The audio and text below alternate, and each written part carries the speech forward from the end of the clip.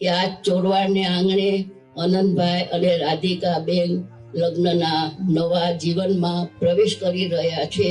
અનંત અને રાધિકાના pre વેડિંગનું function કર્યું અને આપણા જામનગરનું નામ ઇન્ડિયાના ઇન્ટરનેશનલ મેપ ઉપર આવી ગયું. મારું અને ધીરુભાઈનું લગ્ન ચોરવાડમાં થયેલું.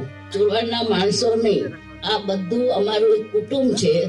અને કુટુંબીજનો એમના મોટા ભાઈએ બહુ સમજાવ્યું, રમણીભાઈએ, કે ના ધીરુ, આટલી નોકરી સારી મૂકી અને જવાય નહીં. તો એમને કીધું ના, મારે મારું તકદીર અજમાવવું છે અને મારે ઇન્ડિયા જવું છે. ધીરુભાઈએ 1 રિફાઇનરી નાખી, પણ મુકેશભાઈએ 3 નાખી. એટલે બાપ કરતા બેટા સવાયા હોય તો માતાને તો ગર્વ જ થાય ને. કૃષ્ણ.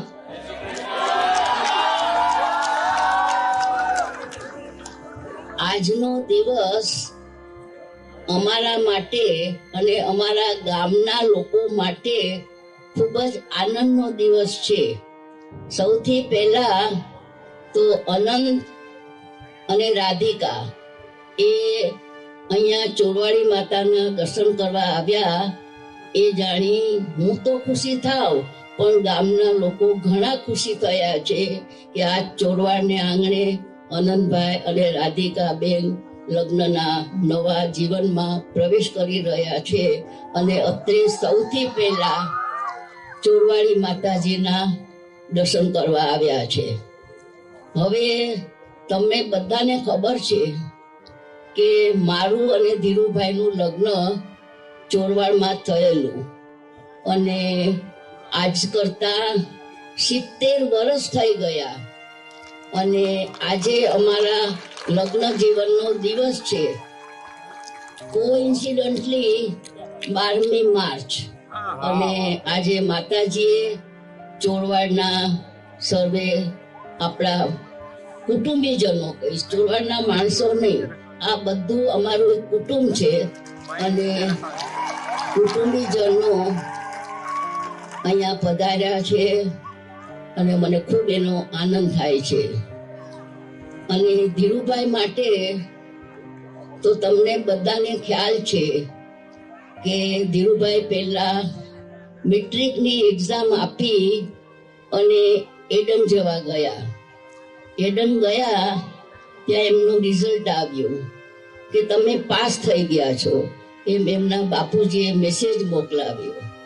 તો ધીરુભાઈ હસીને કહ્યું કે હવે પાસ અને ના પાસ એમાં શું ફરક છે, હું તો એડન અહીંયા નોકરી કરવા આવી ગયો છું. ઘણા વર્ષો થઈ ગયા અને એડનમાં 7 વર્ષે તમને સિટીઝનશીપ મળે.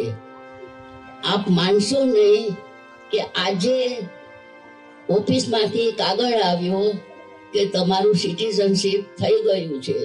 અને બીજે દિવસે ધીરુભાઈએ લેટર આપી દીધો કે હું રિઝાઇન થાઉં છું.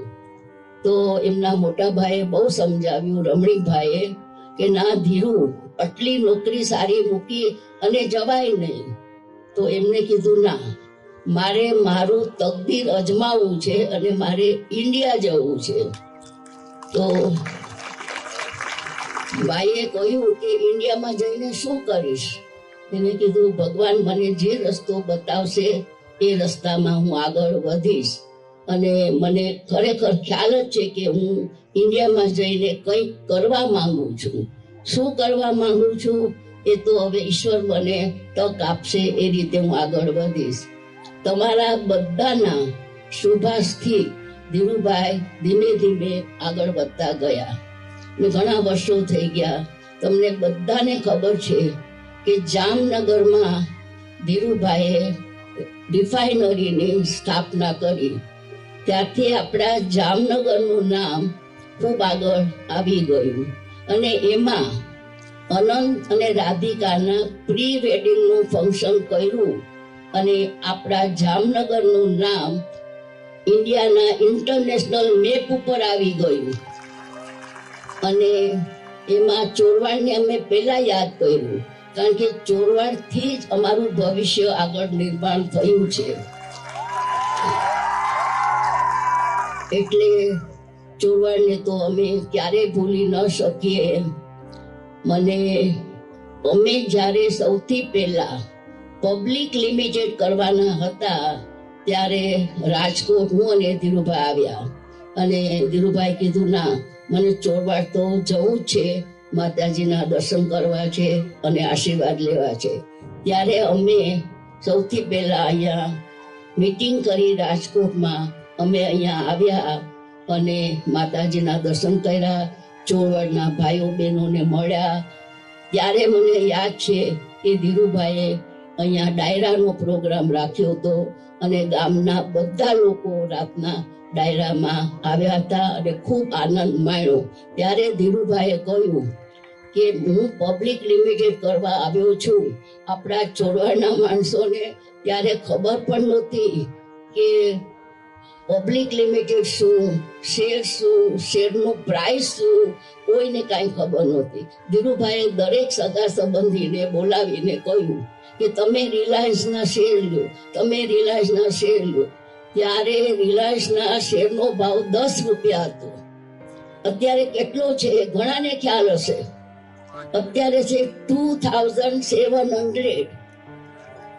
10 રૂપિયાના શેરનો ભાવ અત્યારે આટલો છે અને બધાના આશીર્વાદથી આપણો ઇસ્યુ એકદમ 10% ઓવર ભરાઈ ગયો હતો. એ તમારા બધાના શુભાશીષથી જ થયું હતું અને એને લીધે આપણી પ્રવૃત્તિ ખૂબ આગળ વધી અને અત્યારે ધીરુભાઈએ તો દેશમાં ડંકો વગાડ્યો છે, પણ એ ડંકો વગાડનાર અને સાચવનાર છે અત્યારે મુકેશભાઈ. અને આપને ખબર હશે કે ધીરુભાઈએ 1 રિફાઇનરી નાખી પણ મુકેશભાઈએ 3 નાખી. એટલે બાપ કરતા બેટા સવાયા હોય તો માતાને તો ગર્વ જ થાય ને.